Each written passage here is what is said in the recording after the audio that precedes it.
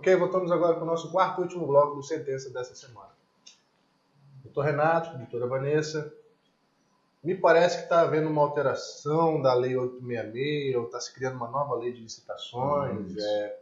Como é que está isso? O que está acontecendo no Congresso e qual é a perspectiva de vocês com relação a esse projeto de lei? Não sei se é de alteração, o que é? Na verdade, tem o primeiro projeto de lei para alteração da Lei 8666 é do ano de 95, que é o projeto 1292. Na verdade, tem diversos projetos de lei para alteração da Lei de Licitações. E o mais interessante foi o do ano passado, que na verdade não é um projeto de alteração, mas é um projeto de uma criação de uma nova lei, que extingue, caso seja aprovado, a Lei 8666, a Lei do Pregão, 10.520 e a lei do RDC. E a ideia é compilar tudo numa única lei. Como o primeiro projeto foi o de 95, então é necessário que se considere ele como projeto de lei. Mas, na verdade, tem mais de 200 projetos apensados a esse projeto inicial. E realmente foi reconhecido pela comissão que esse é inquestionavelmente o projeto mais importante, mais completo de todos os outros que vieram. Teve manifestação de diversos doutrinadores, da União, de vários ministérios, várias audiências públicas para discutir. Nesse momento, ele se iniciou no Senado e nesse momento ele está na Câmara dos Deputados.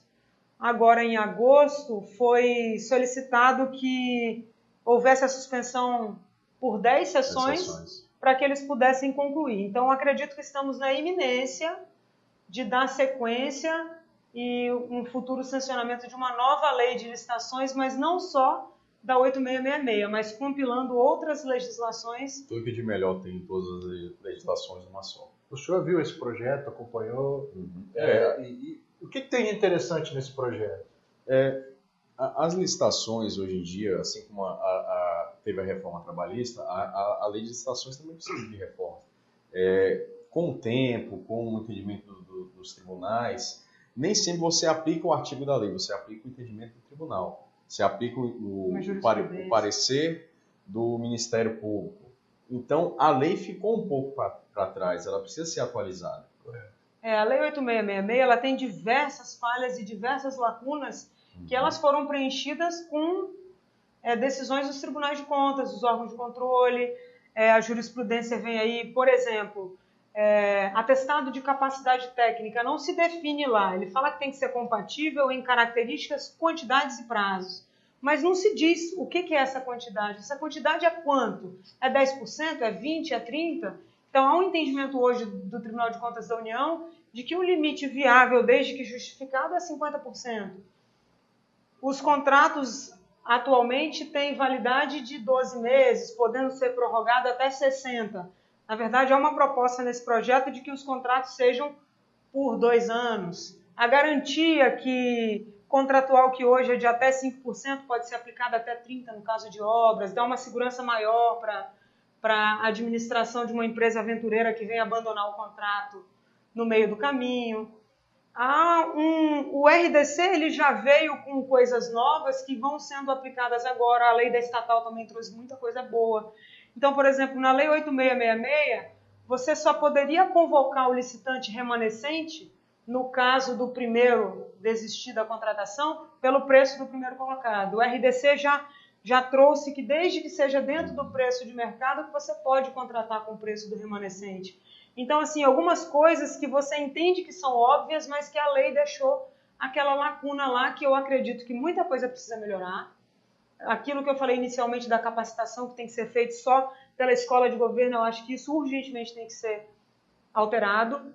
Pode ser motivo até de veto do presidente. Tem muita coisa boa, a participação de muita gente capacitada durante esse projeto, então eu acredito e tenho uma plena consciência que vai ser muito melhor do que estamos hoje.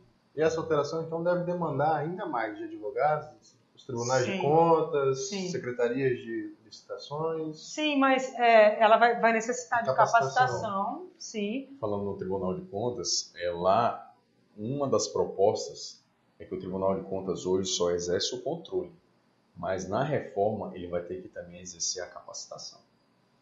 A Escola de Contas vai fazer, mas o Tribunal de Contas também vai ter que fazer as orientações através das suas escolas de contas, né? Vão ter que também fazer um auxílio. Pode determinar a aplicação da lei, mas eles vão ter que também auxiliar. Hoje isso não é muito claro. O Tribunal de Contas age com poder sancionatório, mas com a reforma da lei de licitações que a gente espera que seja como está lá, assim como acontece no começo do ano, por exemplo, esse ano eleitoral, os gestores vão passar por uma palestra no Tribunal de Contas, ou eles lá irão explicar o que é ser um ordenador de despesa. Tem muito candidato que vai ganhar a eleição, só vai saber isso na prática, no mandato. Então, o Tribunal de Contas já, por livre iniciativa, já faz. Só que isso estando na lei, ele pode ter um orçamento para fazer, capacitar os servidores, contratar professores, enfim, melhorar essa questão. É porque a maioria das propostas dos candidatos, e a gente tem que considerar isso agora no período de eleição, eu vou investir na saúde, na educação e na segurança. Mas de que forma é esse investimento? Para que você alcance essas contratações, para você melhorar a saúde, a educação, a segurança pública, você tem que licitar da forma correta, conforme a lei. Então há uma ampliação nas regras das legislações anteriores, e isso eu acredito que vai melhorar, e pelo menos o intuito é esse, tem muitas mãos trabalhando para isso. Mas independente dessa alteração, que vai demandar um esforço nosso para conhecer as novas regras, a essência da administração pública é sempre buscando pela legalidade, pela celeridade, pela eficiência, que é o que nós não temos hoje. Então, acredito assim que esse bloco, não sei se nos permite, de dizer que precisamos desmistificar do que é a licitação, que ela não está atrelada simplesmente à fraude, e que o cidadão ele pode sim contribuir para que a aplicação do dinheiro público seja da melhor forma. Então, quando você for num órgão público, onde tem uma empresa terceirizada ali prestando serviço de limpeza, se está faltando papel ali no banheiro, se está faltando alguém para dar manutenção, o Estado está remunerando aquela empresa para executar o serviço. Então, nós temos que despertar, peraí, o que eu como cidadão posso fazer? O candidato que eu vou votar, as propostas dele são muito superficiais ou o que ele busca para que consigamos economizar esse dinheiro público? Às vezes ele não sabe nem se tem dinheiro para ele praticar as propostas dele. A gente tem um problema de pobreza intelectual dos nossos candidatos. Sim. Né? Eles mesmos pouco sabem. Há, em tese, uma equipe, cada equipe na sua área, mas também... A gente vota no candidato, não vota na equipe, né?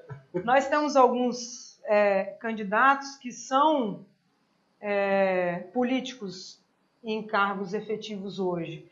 Então, nós fazemos defesa de alguns clientes vamos supor, conseguimos êxito de uma suspensão de uma licitação no Tribunal de Contas porque a licitação estava toda irregular. Só que esses políticos, às vezes, por falta de conhecimento, eles vão para a mídia, eles questionam e dizem: esse serviço é essencial, o Tribunal de Contas está barrando, está atrapalhando, só que eles não têm conhecimento de que essas contratações têm que seguir a legislação. Eu não posso me desvincular para as regras que estão ali no instrumento convocatório. Então, muitos dos serviços são essenciais, só que não é porque temos uma demanda ali cumulativa de vários serviços que a população precisa que eu tenho que contratar de qualquer jeito. Então, eu acredito que o cidadão, todos nós, estamos como jornalistas, advogados, você como advogado também, mas nós temos que tentar ter uma visão mais ampla de como eu, como cidadão, posso contribuir na fiscalização dos contratos públicos. O lixo que é coletado na porta da nossa casa, o lixo comum, ele é através de um contrato. Então, a gente tem que entender que as contratações públicas têm como maior beneficiado todos nós, cidadãos. Com certeza. E essa cuidado e zelo, eu cito inclusive um caso que eu conheci de que vocês atuaram, daquela situação da carreta oftalmológica. Sim. Que nesse edital me parece que não previa a participação de clínicas que já existem nos municípios.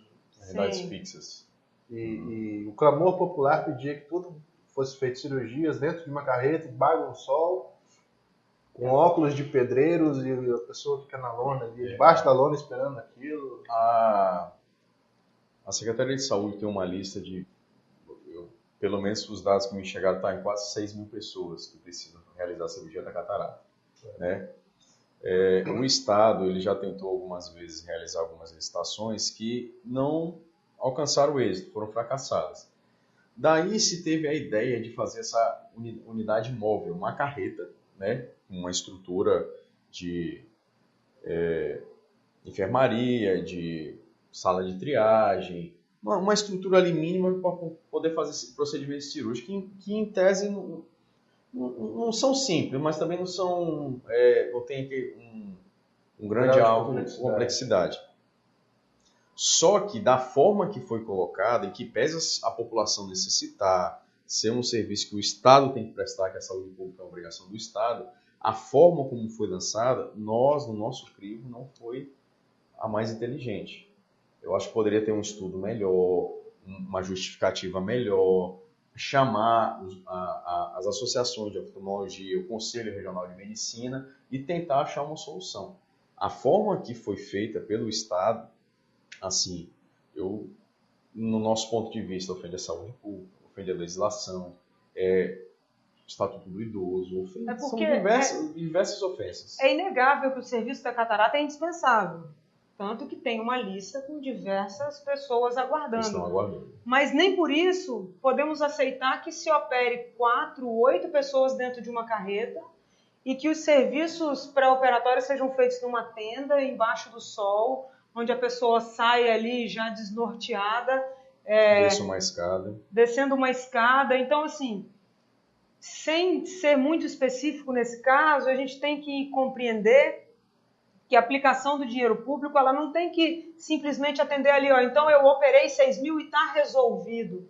Nós temos casos que gravamos vídeos de pessoas que ficaram cegas em outros estados. Então, essa modelagem de contratação foram a óbito. Então, essa modelagem de contratação que foi aplicado em poucos estados com essa carreta, elas sofreram diversas atuações jurídicas, teve devolução de dinheiro num montante milionário. Então, assim, a Associação de Oftalmologia, quando nos procurou, as clínicas estavam meio desesperadas. Por que vão se contratar uma carreta itinerante que vai passar em municípios polos onde existem clínicas fixas que podem atender? Então, assim, há uma necessidade de esclarecimento aos políticos quando eles forem defender uma causa, de que forma está sendo feita aquela contratação. É muito fácil eu falar, é culpa do judiciário que suspendeu, é culpa do Tribunal de Contas que não quer que ocorram as cirurgias. Então, há que se ter um conhecimento da população de que nós não estamos sujeitos ou obrigados a aceitar qualquer coisa porque não temos nada, né? Então, essa é uma preocupação nossa em diversos clientes que contratam com o poder público. Bom, o serviço essencial ele tem que ser prestado.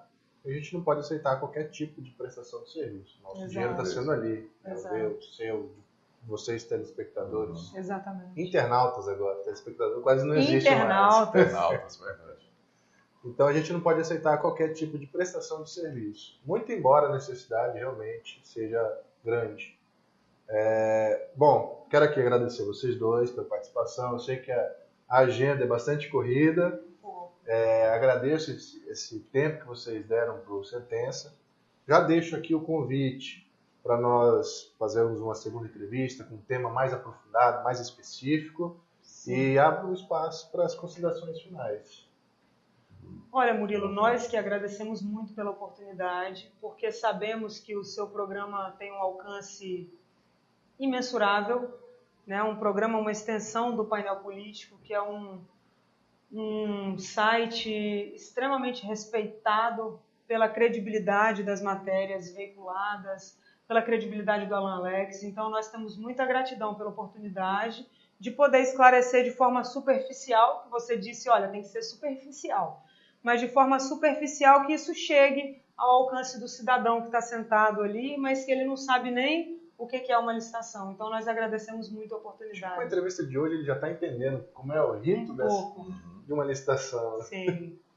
Eu também quero agradecer muito, Murilo, e dizer que a gente espera que tenha alcançado o almejado por vocês, que fazem convites para áreas específicas, né? Dizer para a população em geral que, em que pese nós atuarmos na área privada, nós estamos à disposição também em eventuais dúvidas, em qualquer questão que você tenha, você político que não tem uma assessoria específica nessa área e se preocupa quando você tiver sido eleito em como você vai lidar com licitações públicas, a gente também fica à disposição.